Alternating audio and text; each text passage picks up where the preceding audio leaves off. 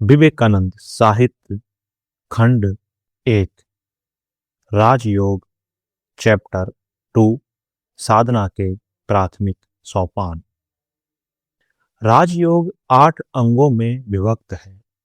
पहला है यम अर्थात अहिंसा, सत्य, अस्तेय। अस्तेय का मतलब चोरी का अभाव, ब्रह्मचार्य और अपरिग्रह। दूसरा है नियम अर्थात शौच, संतोष, तपस्या, स्वाध्याय, अध्यात्म शास्त्र पाठ और ईश्वर प्राणिधान अर्थात ईश्वर को आत्म समर्पण। तीसरा है आसन अर्थात बैठने की प्रणाली। चौथा है प्राणायाम अर्थात प्राण का संयम। पांचवा है प्रत्याहार अर्थात मन की विषयभिमुखी गति को फेर कर उससे अंतर्मुखी करना। छठा है धारणा अर्थात किसी स्थल पर मन का धारण। सातवां है ध्यान और आठवां है समाधि अर्थात अति चेतन अवस्था। हम देख रहे हैं यम और नियम चरित्र निर्माण के साधन है। इनको नींव बनाए बिना किसी तरह की योग साधना सिद्ध न हो सकेगी। यम और नियम के दृढ़ प्रतिष्ठ हो जाने पर योगी अपनी साधना का फल अनुभव करना आरंभ कर देता है। इनके न रहने पर साधना का कोई फल नहीं होगा। योगी को चाहिए कि वे तन मन वचन से किसी के विरुद्ध हिंसाचरण न करे। दया मनुष्य जाति में ही आबद्ध न रहे वरन उसके परे भी बह जाएगी और सारे संसार का आलिंगन कर लेगी। यम और नियम के बाद आसन आता है। जब तक बहुत उच्च अवस्था की प्राप्ति नहीं हो जाती तब तक रोज नियम अनुसार कुछ शारीरिक और मानसिक क्रियाएं करनी पड़ती है। अतः जिससे दीर्घ काल तक एक भाव से बैठा जा सके ऐसे एक आसन का अभ्यास आवश्यक है। जिनको जिस आसन से सुविधा मालूम होता हो उनको उसी आसन पर बैठना चाहिए। एक व्यक्ति के लिए एक प्रकार से बैठकर सोचना सहज हो सकता है परंतु दूसरे के लिए संभव है वह बहुत कठिन जान पड़े। हम बाद में देखेंगे कि योग साधना के समय शरीर के भीतर नाना प्रकार के कार्य होते रहते हैं। स्नायविक शक्ति प्रवाह की गति को फेर कर उसे नए रास्ते से दौड़ना होगा। तब शरीर में नए प्रकार के स्पंदन या क्रिया शुरू होगी। सारा शरीर मानो नए रूप से गठित हो जाएगा। इस क्रिया का अधिकांश मेरुदंड के भीतर होगा। इसलिए आसन के संबंध में इतना सा समझ लेना होगा कि मेरुदंड को सहज भाव से रखना आवश्यक है। ठीक सीधा बैठना होगा। वक्ष, ग्रीवा और मस्तक सीधे और सन्मुख रहे। चेस्ट, नेक और हेड सीधे रखने होंगे जिससे देह का सारा भार आपकी पसलियों मतलब रिब्स पर पड़े। यह तुम सहज ही समझ सकोगे कि वक्ष यदि नीचे की ओर झुका रहे तो किसी प्रकार का उच्च चिंतन करना संभव नहीं होगा। राजयोग का है भाग हठ योग से बहुत कुछ मिलता जुलता है।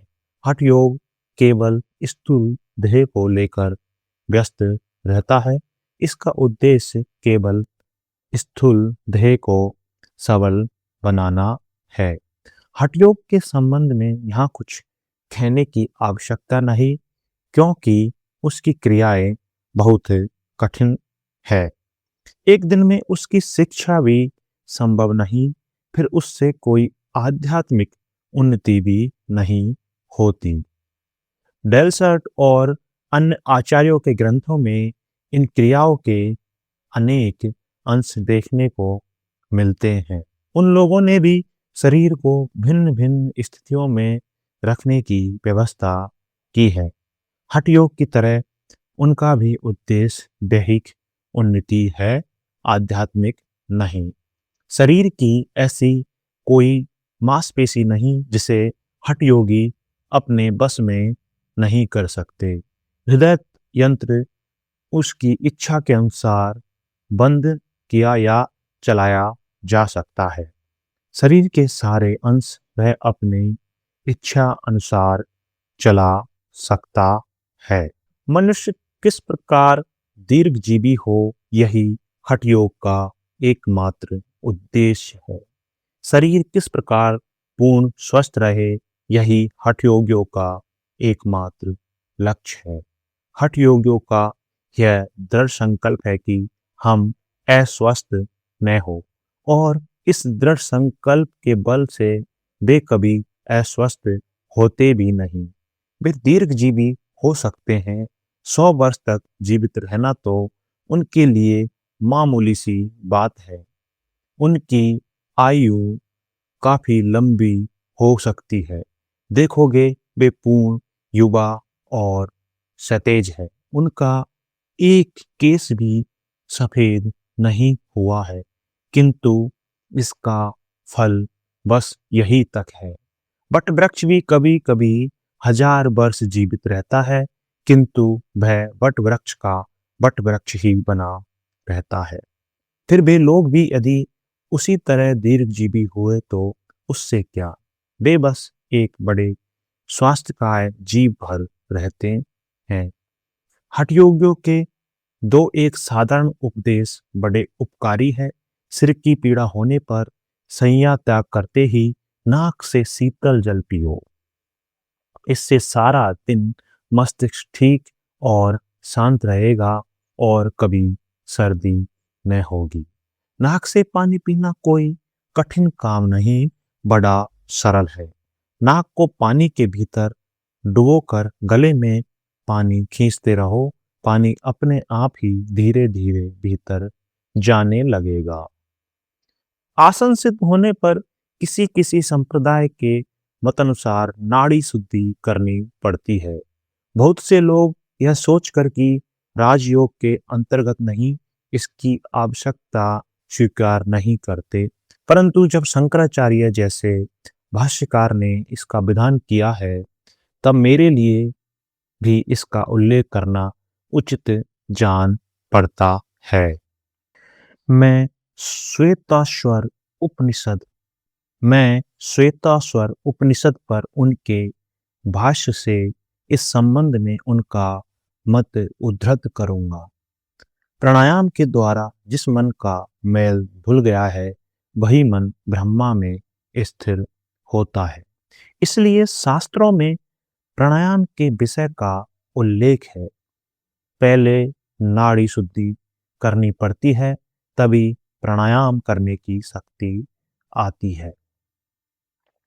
अंगूठे से दाहिना नथुना दबाकर बाएं नथुने से यथाशक्ति वायु अंदर खींचो। फिर बीच में तनिक देर भी विश्राम किए बिना बायां नथुना बंद करके दाहिने नथुने से वायु निकालो। फिर दाहिने नथुने से वायु ग्रहण करके बाएं से निकालो।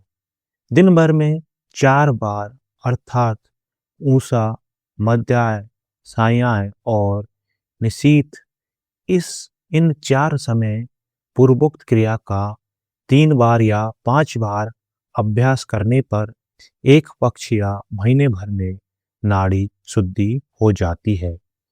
उसके बाद प्राणायाम पर अधिकार होगा। सदा अभ्यास आवश्यक है। तुम रोज देर तक बैठे हुए मेरी बात सुन सकते हो, परंतु अभ्यास किए बिना तुम एक कदम भी आगे नहीं बढ़ सकोगे। सब कुछ साधना पर निर्भर है। प्रत्यक्ष अनुभूति बिना ये तत्व कुछ भी समझ में नहीं आते। स्वयं अनुभव करना होगा। केवल व्याख्या और मत सुनने से न होगा। फिर साधना में बहुत विघ्न कठिनाइयां भी है। पहला तो व्याधिग्रस्त देह है। शरीर स्वस्थ न रहे तो साधना में बाधा पड़ती है। अतः शरीर को स्वस्थ रखना आवश्यक है। किस प्रकार का खान पान करना होगा, किस प्रकार जीवन यापन करना होगा, इन सब बातों की ओर हमें विशेष ध्यान देना होगा। मन से सोचना होगा कि शरीर सबल हो, जैसा कि यहाँ के क्रिश्चियन साइंस मतामली करते हैं। बस शरीर के लिए फिर और कुछ करने की जरूरत नहीं। यह हम कभी नहीं भूले कि स्वास्थ्य उद्देश्य के साधन का एक उपाय मात्र है। यदि स्वास्थ्य ही उद्देश्य होता तो हम तो पशु तुल्य हो गए होते। पशु प्राय अस्वस्थ नहीं होते। दूसरा विघ्न है, दूसरी बाधा है संदेह। हम जो कुछ नहीं देख पाते उसके संबंध में संदिग्ध और संदेह करने लगते हैं। मनुष्य कितनी भी चेष्टा क्यों न करे, वह केवल बात के भरोसे नहीं रह सकता। यही कारण है कि योग शास्त्रोक्ता सत्यता के संबंध में संदेह उपस्थित हो जाता है।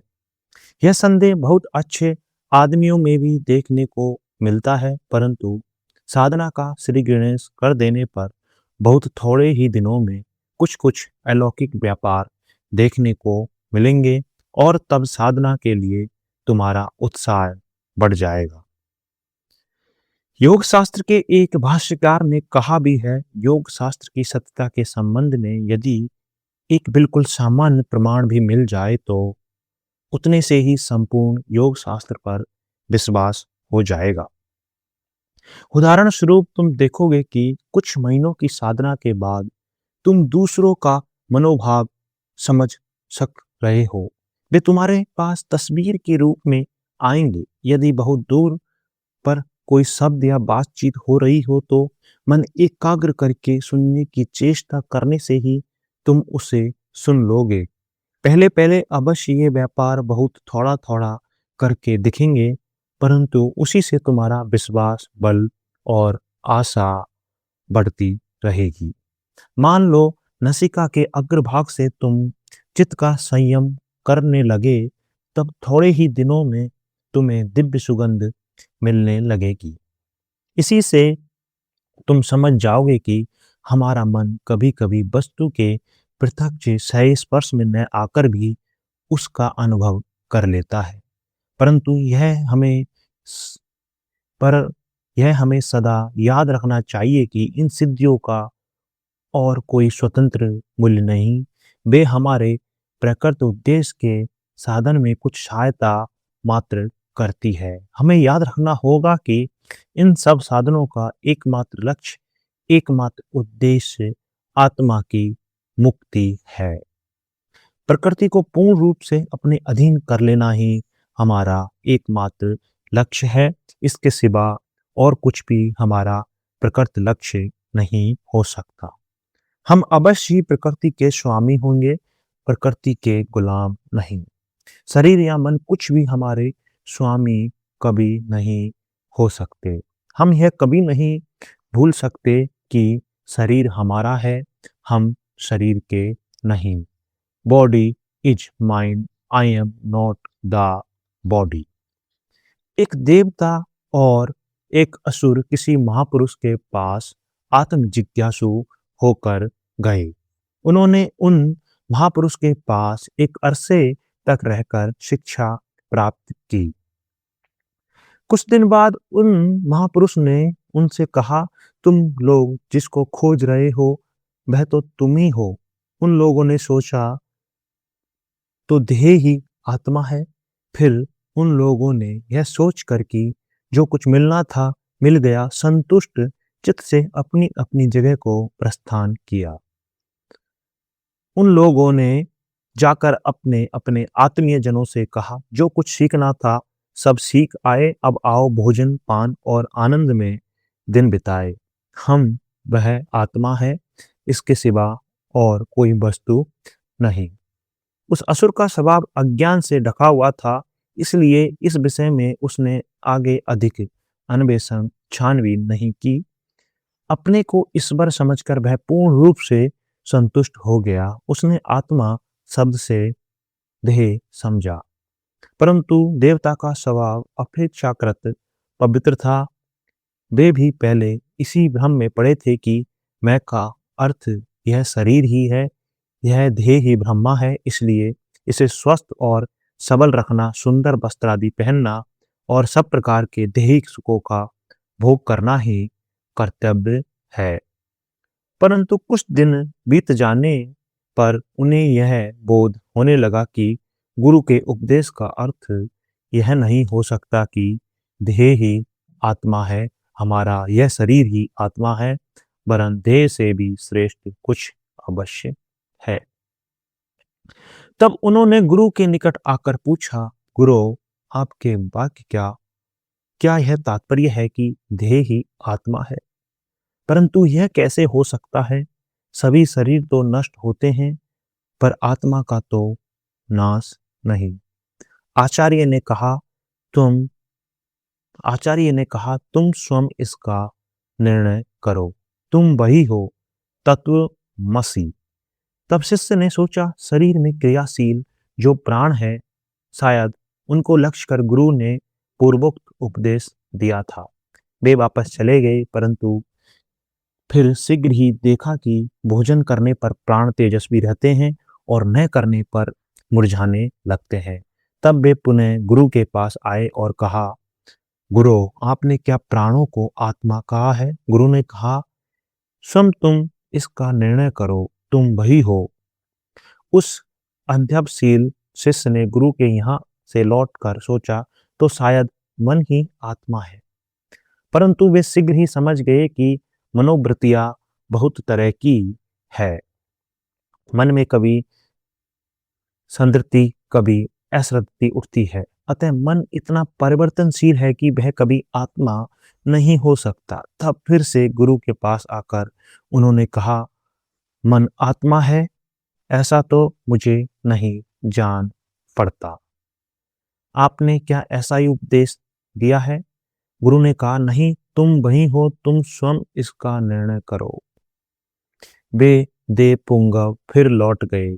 तब उनको यह ज्ञान हुआ कि मैं समस्त मनोवृत्तियों के परे एक में व द्वितीय आत्मा हूँ। मेरा जन्म नहीं, मृत्यु नहीं, मुझे तलवार नहीं काट सकती, आग नहीं जला सकती, हवा नहीं सुखा सकती, जल नहीं गला सकता।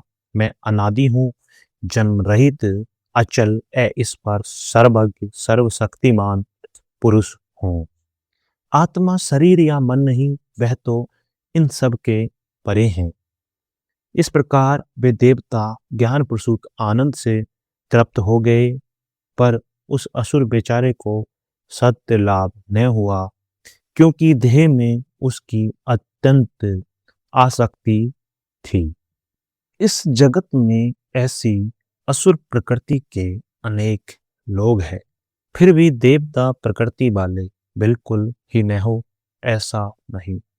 यदि कोई कहे, आओ तुम लोगों को मैं एक ऐसी विद्या सिखाऊंगा जिससे तुम्हारा इंद्रिय सुख अनंत गुना बढ़ जाएगा, तो अनगिनत लोग उसके पास दौड़ पड़ेंगे। परंतु यदि कोई कहे, आओ मैं तुम लोगों को तुम्हारे जीवन का चरम लक्ष्य परमात्मा का विषय सिखाऊंगा, तो शायद उनकी बात की कोई परवाह भी न करेगा। ऊंचे तत्व की धारणा करने की शक्ति बहुत कम लोगों में देखने को मिलती है। सत्य को प्राप्त करने के लिए अध्ययनशील लोगों की संख्या तो और भी कम है, पर संसार में ऐसे महापुरुष भी हैं जिनकी यह निश्चित धारणा है कि शरीर चाहे 1000 वर्ष रहे या लाख वर्ष, अंत में परिणाम एक ही होगा। जिन शक्तियों के बल से देह कायम है, उनके चले जाने पर देह न रहेगी।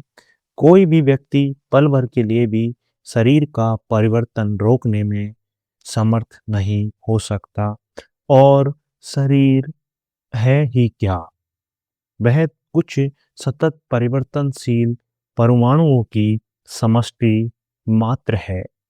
नदी के दृष्टांत से यह तत्व सहज बोधगम्य हो सकता है। तुम अपने सामने नदी में जल राशि जो देख रहे हो, वह देखो, पल भर में वह चली गई और उसकी जगह एक नई जलराशि आ गई। जो जलराशि आई वह संपूर्ण नहीं है, परंतु देखने में वह पहली ही जलराशि की तरह है। शरीर भी ठीक इसी तरह सतत परिवर्तनशील है। उसके इस प्रकार परिवर्तनशील होने पर भी उसे स्वस्थ और बलिष्ठ रखना आवश्यक है, क्योंकि शरीर की सहायता से ही हमें ज्ञान की प्राप्ति करनी होगी। यही हमारे पास सर्वोत्तम साधन है। सब प्रकार के शरीरों में मानव शरीर ही श्रेष्ठतम है। मनुष्य ही श्रेष्ठतम जीव है। मनुष्य सब प्रकार के प्राणियों से, यहाँ तक कि देवों से भी श्रेष्ठ है। मनुष्य से श्रेष्ठतम कोई और नहीं।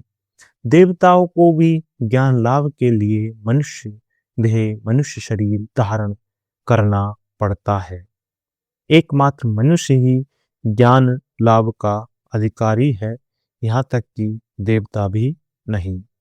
यहूदी और मुसलमानों के मत अनुसार ईश्वर ने देवदूत और अन्य समुदाय सृष्टियों के बाद मनुष्य की सृष्टि की, और मनुष्य के सृजन के बाद ईश्वर ने देवदूतों से मनुष्य को प्रणाम और अभिनंदन कर आने के लिए कहा।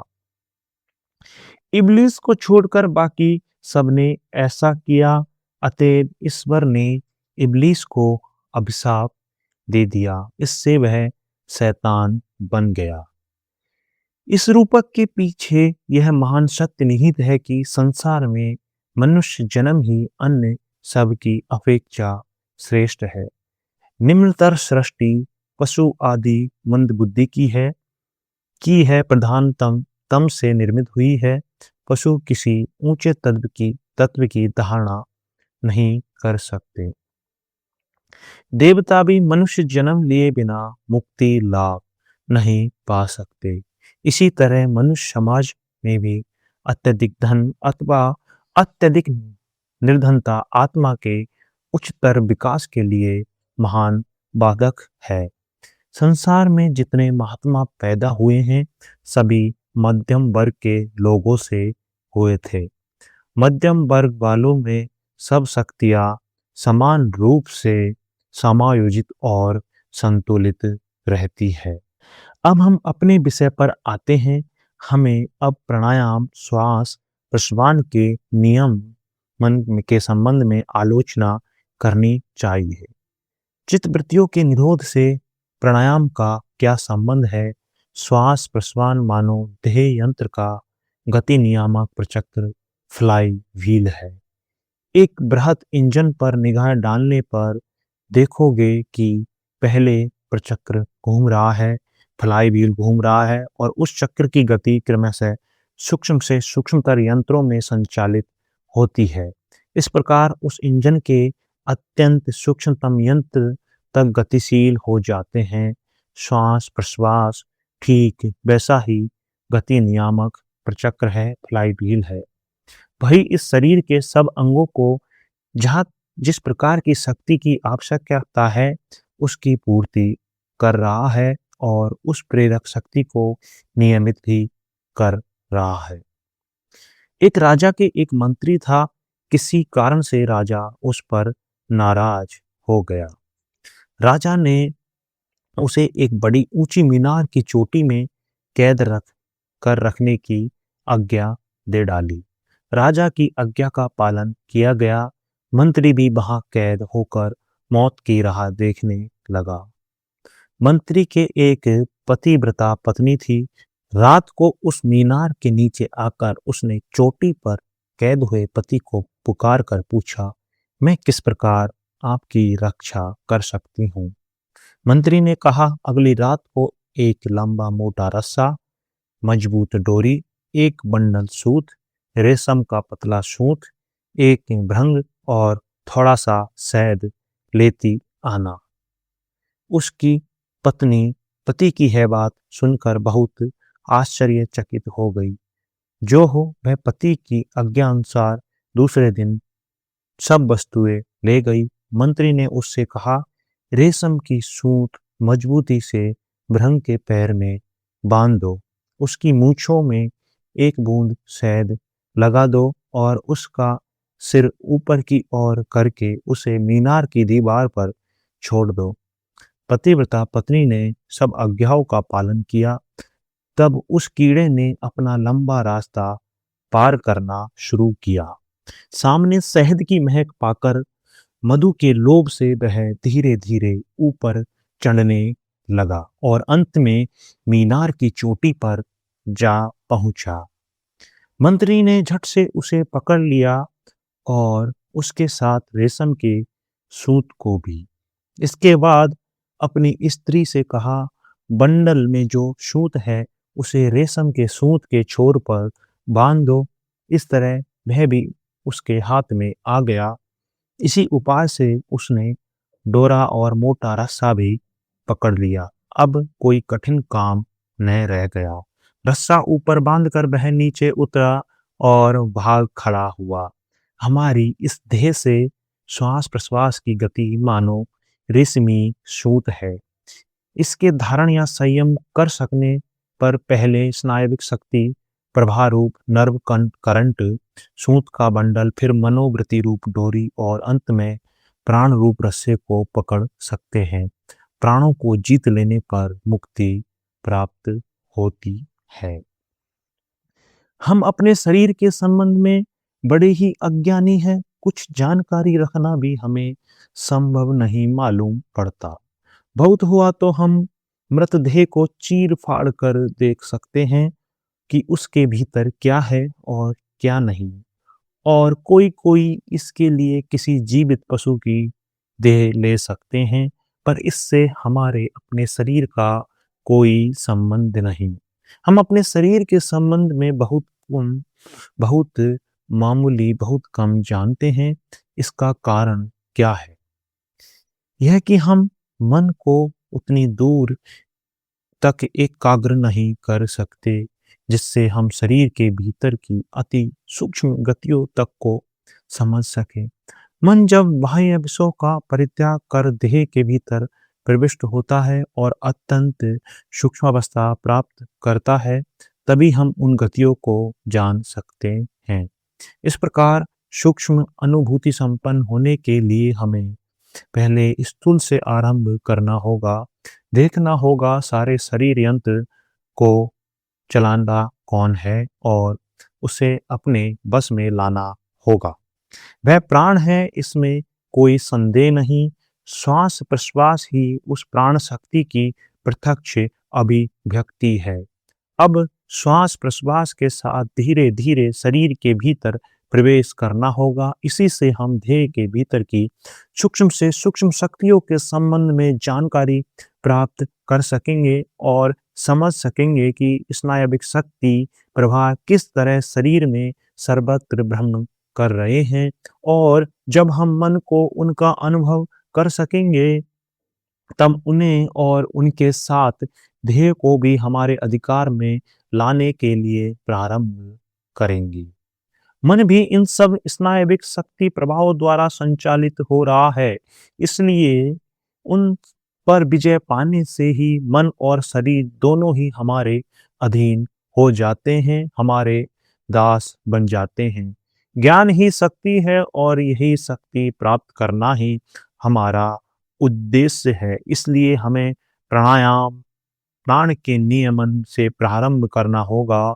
इस प्राणायाम तत्व की विशेष आलोचना के लिए दीर्घ समय की आवश्यकता है। इसको अच्छी तरह समझाते बहुत दिन लगेंगे। हम उसका एक अंश लेकर चर्चा करेंगे। हम क्रमशः समझ सकेंगे कि प्राणायाम के साधन की जो क्रियाएं की जाती है उनका हेतु क्या है और प्रत्येक क्रिया से देह के भीतर किस प्रकार की शक्ति प्रवाहित होती है।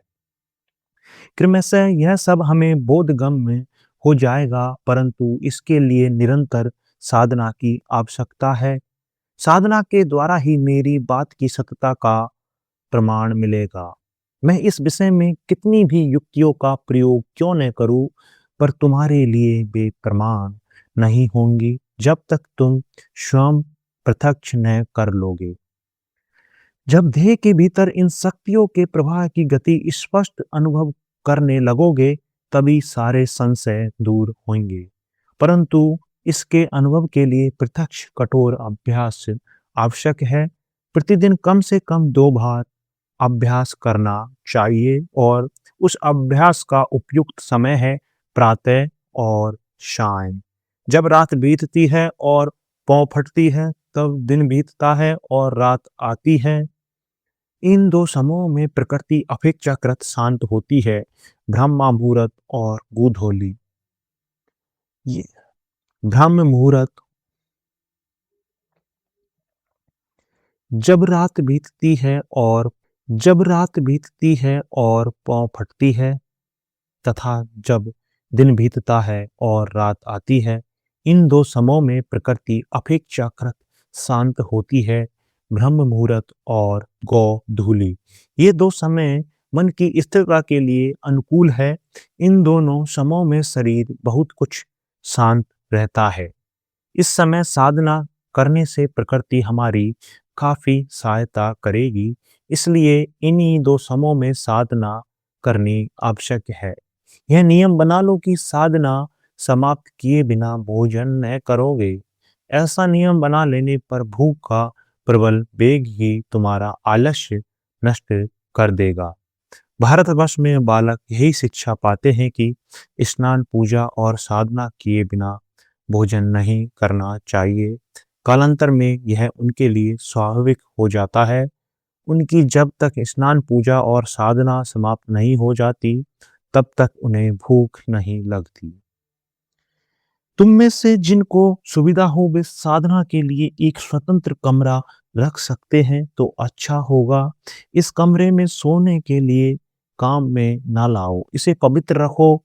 बिना स्नान किए और शरीर मन को बिना शुद्ध किए इस कमरे में प्रवेश न करो। इस कमरे में सदा पुष्प और हृदय को आनंद देने वाले चित्र रखो। योगी के लिए ऐसे वातावरण में रहना बहुत उत्तम है। सुबह और शाम वहां धूप और चंदन चूर्ण आदि जलाओ। उस कमरे में किसी प्रकार का क्रोध, कलह, अपवित्र चिंतन न किया जाए। तुम्हारे साथ जिनके भाव मिलते हैं, केवल उन्हीं को उस कमरे में प्रवेश करने दो। ऐसा करने पर शीघ्र वह कमरा सत्व गुण से पूर्ण हो जाएगा। यहाँ तक कि जब किसी प्रकार का दुख या संशय आए अथवा मन चंचल हो, तो उस समय उस कमरे में प्रवेश करते ही तुम्हारा मन शांत हो जाएगा। मंदिर, गिरजाघर आदि के निर्माण का सच्चा उद्देश्य यही है। अब भी बहुत से मंदिरों और गिरजाघरों में यह भाव देखने को मिलता है, परंतु अधिकतर स्थलों में लोग इनका उद्देश्य भूल गए हैं। चारों ओर पवित्र चिंतन के परमाणु सदा स्पंदित होते रहने का कारण वह स्थान पवित्र ज्योति से भरा रहता है। जो इस प्रकार के स्वतंत्र कमरे की व्यवस्था नहीं कर सकते, वे जहाँ इच्छा हो वहीं बैठकर साधना कर सकते हैं। शरीर को सीधा रखकर बैठो। संसार में पवित्र चिंतन का एक स्रोत बहा दो। मन ही मन कहो, संसार में सभी सुखी हो, सभी शांति लाभ करे, सभी आनंद पाए। इस प्रकार पूर्व, पश्चिम, उत्तर, दक्षिण चारों ओर पवित्र चिंतन की धारा बहा दो।